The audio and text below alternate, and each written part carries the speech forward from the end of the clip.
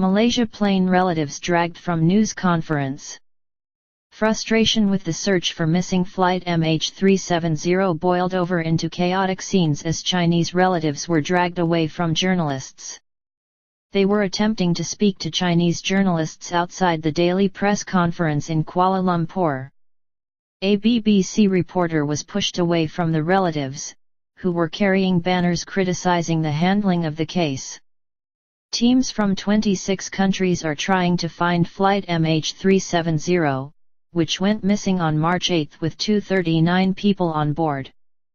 One of the relatives, a middle-aged woman, cried, "They give different messages every day. Where's the flight now?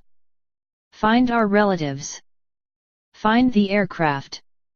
The Malaysian government said later it regretted the scenes and ordered an investigation, saying one can only imagine the anguish they are going through. During the daily briefing, Malaysia's acting transport minister rejected reports that emerged on Tuesday that the plane had been spotted in the Maldives.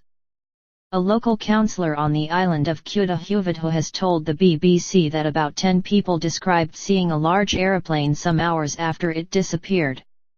The acting transport minister, Hishamuddin Hussain, also said the authorities had investigated almost all the passengers and crew of the plane, but had so far found no information of significance.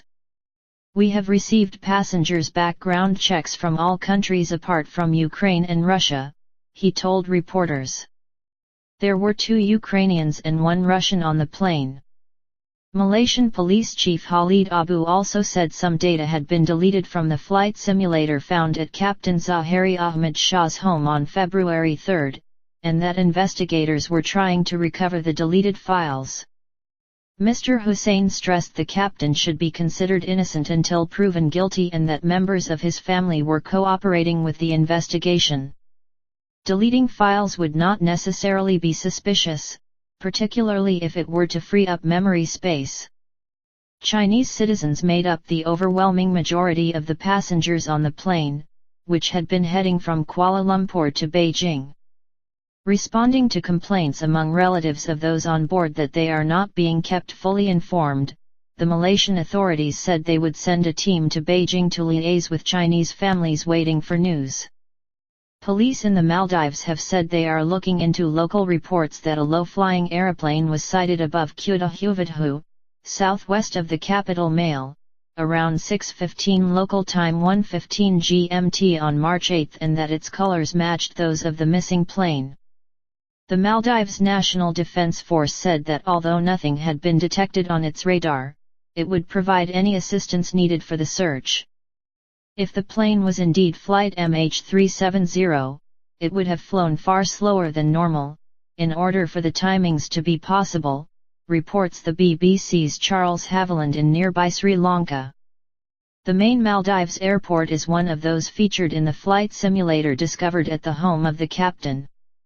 The Malaysian authorities have said the evidence so far suggests the Boeing 777 was deliberately turned back across Malaysia to the Strait of Malacca, with its communications systems disabled. They are unsure what happened next.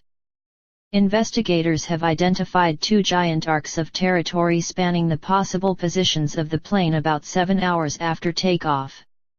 This is based on its last faint signal to a satellite, an hourly handshake signal that continues even when communications are switched off.